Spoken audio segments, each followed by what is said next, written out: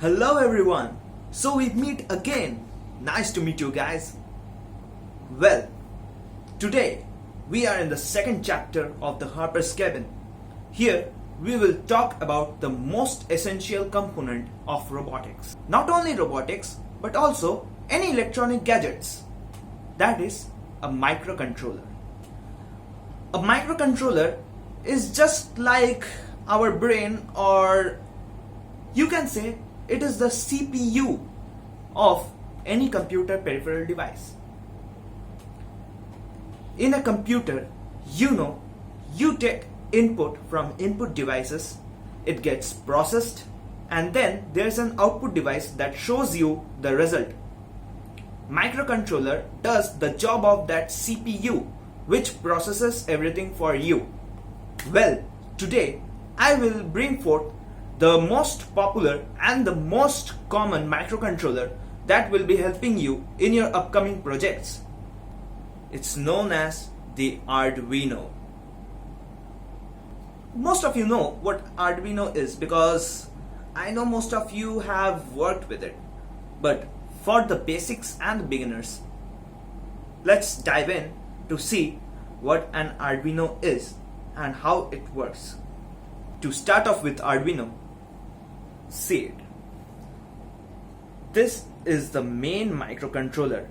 It is known as Atmega 328P. The entire board is nothing but the distribution of this Atmega 328P. The entire board helps you to program this microcontroller chip so that you can take any input and convert it into a suitable output through your processed values and complex algorithms. And here it is. Your Arduino is completely ready on the piece of paper.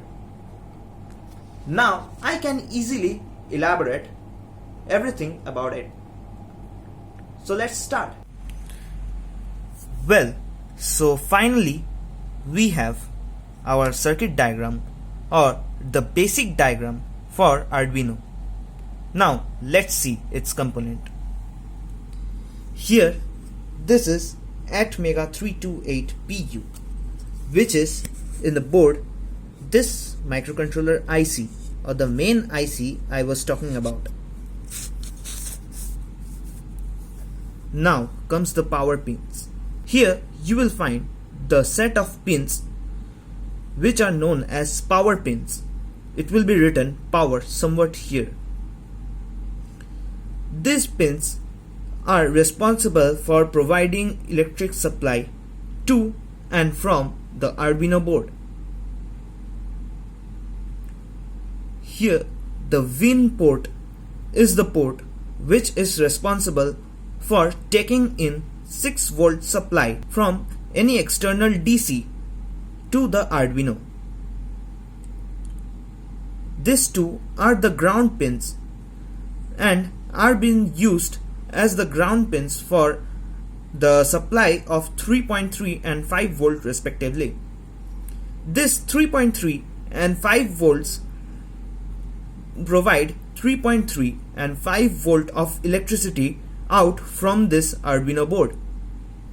The reset, IO ref and this extra pin must be kept hidden from you for now. I will tell you the reason later.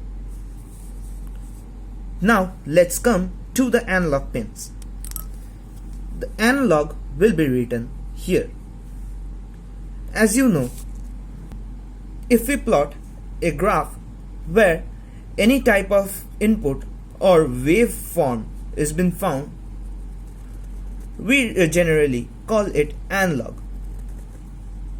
Here the input values of analog is in the form of wave of electricity.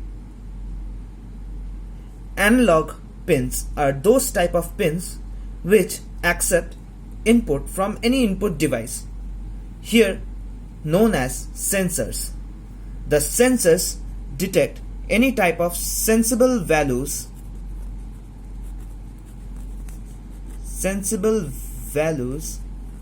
which they convert into electronic impulse. The greater the impulse, the greater will be the value. The less the impulse, the less will be the value towards zero. Positive, negative with respect to time.